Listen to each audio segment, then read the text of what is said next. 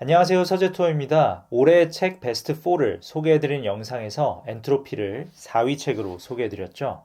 해당 영상에서는 프리뷰 느낌으로 간단하게 언급만 해드려서 오늘 영상을 통해 보다 자세하게 소개해드리겠습니다. 대부분의 현대인들은 기술과 지식이 축적되면서 세계가 더 가치 있는 방향으로 발전해 나간다고 믿습니다. 이런 세계관은 사실 너무나 당연해서 대부분의 사람들이 의문을 품지 않죠. 하지만 이런 기계론적 세계관은 형성된 지 약 400년 정도밖에 되지 않았습니다. 과학기술 발전이 정말 우리 더 좋은 곳으로 데려다 주는 게 맞을까요? 지금까지 세계를 지배한 세계관은 총 4가지로 볼 수 있습니다. 저자가 서양인이기 때문에 서양 사회를 기준으로 구분되어 있다는 점은 참고 부탁드려요. 우선 첫 번째는 그리스적 세계관입니다. 플라톤, 아리스토텔레스, 그리고 그리스 사람들은 역사를 지속적인 쇠락의 과정으로 봤습니다. 그리스 사람들은 세상이 신이 창조한 완벽한 황금 시대에서 점점 혼돈을 향해 간다고 생각했습니다. 그들은 역사가 최초의 완벽한 상태를 조금씩 갉아먹는 것이라고 생각했기 때문에 최대한 변화를 주지 않은 세계를 다음 세대에게 물려주려고 했습니다. 두 번째는 기독교적 세계관입니다. 기독교적 세계관은 이 세상에서의 삶을 다음 생을 향해 가는 중간 과정으로 생각했습니다. 기독교적 세계관도 그리스적 세계관처럼 역사를 쇠락의 과정으로 인식했습니다. 모든 일은 신이 통제한다고 믿었기 때문에 인간을 역사를 만들어 나가는 주체로 생각하지 않았죠. 그래서 개인적인 목표도 진보하려는 의지도 없었습니다. 그저 신의 명령을 잘 따르면서 살면 되는 것이었죠. 그리고 이어서 등장한 세 번째 세계관이 현대의 기계론적 세계관입니다. 베이컨, 데카르트, 그리고 뉴턴이 기계론적 세계관의 1등 공신들입니다. 기계론적 세계관의 가장 큰 특징은 진보라는 개념입니다. 진보란 덜 질서 있는 자연적 세계가 이성적 인간에 의해 이용되어 더 질서 있는 환경으로 발전되어 나가는 과정을 뜻합니다. 그런데 왜 갑자기 17세기에 기계론적 패러다임이 대두되었을까요? 농경사회일 때만 해도 태양에너지와 같은 재생 가능한 에너지원에 의존했기 때문에 마치 계절이 순환하듯 세상을 순환의 과정으로 보는 것이 익숙했습니다. 그러다가 산업사회 때부터 석탄과 석유처럼 비축된 태양에너지를 발견하게 되자 사회는 마치 걸신 들린 것처럼 이 재생 불가능한 에너지를 먹어치우기 시작했습니다. 더 이상 순환과 계절의 개념에 묶여있을 필요가 없었습니다. 매일 태양이 떠서 우리를 비춰주고 삶의 에너지를 만들어주기를 기다릴 필요가 없게 된 것이죠. 그렇게 인간은 자연에 기댈 필요 없이 자기 마음대로 세계를 발전시킬 수 있다는 확신을 갖게 됐습니다.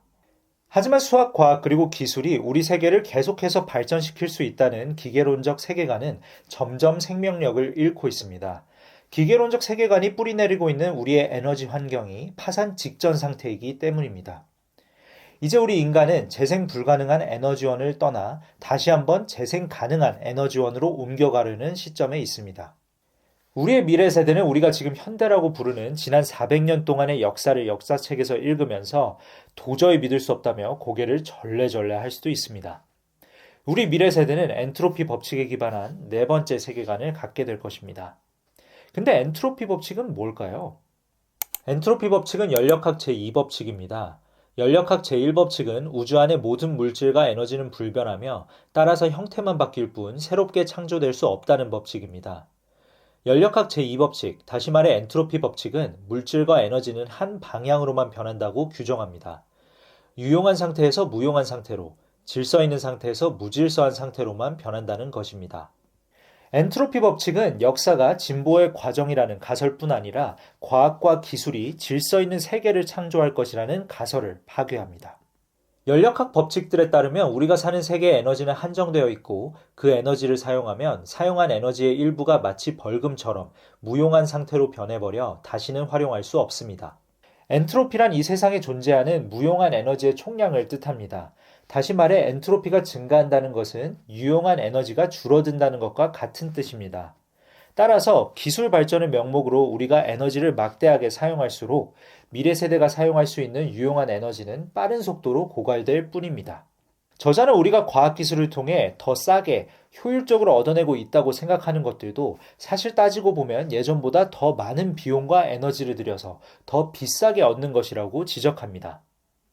예를 들어 사람들은 원자력이 값싼 에너지원이라고 생각하지만 저자는 얼마가 들지 알 수도 없는 방사성 폐기물의 처리 및 관리 비용, 그리고 원자력 발전소의 폐기 및 사후 관리 비용 등 모든 비용을 포함하면 오히려 석탄과 같은 재래식 에너지원보다 원자력이 훨씬 더 비싸다고 지적합니다. 저자는 에너지 분야뿐 아니라 교육, 경제학, 농업, 보건 등 다양한 분야의 사례를 들며 우리가 기술 발전의 결과로 얻어낸 것이라고 믿었던 것들이 사실 얼마나 큰 엔트로피를 발생시켜서 예전보다 얼마나 더 많은 비용을 들여서 얻어낸 비싼 결과들인지 낱낱이 고발합니다. 그럼 우린 이제 어떻게 해야 되는 걸까요? 저자는 우리 인류가 살아남을 수 있는 유일한 희망은 지구에 대한 공격을 중지하고 자연의 질서와 공존할 수 있는 방향을 모색하는 것이라고 이야기합니다. 고에너지, 고엔트로피 사회에서 저에너지, 저엔트로피 사회로의 변화가 시급하다는 것이죠. 지금까지 내가 갖고 있던 생각을 산산조각 내주는 그런 책들 있으실 겁니다. 저에게는 엔트로피가 그런 책 중 하나였습니다. 아인슈타인이 모든 과학의 제1법칙이라고 이야기한 엔트로피 법칙을 통해 현재의 고에너지 사회가 지속 불가능한 이유를 정말 설득력 있게 제시한 이 책은 한번 흐름을 타시면 쭉 재미있게 읽으실 수 있을 겁니다. 오늘의 추천책 엔트로피였습니다. 여러분의 구독과 좋아요는 영상을 제작하는 데 큰 힘이 됩니다. 다음 책도 기대 많이 해주세요. 감사합니다.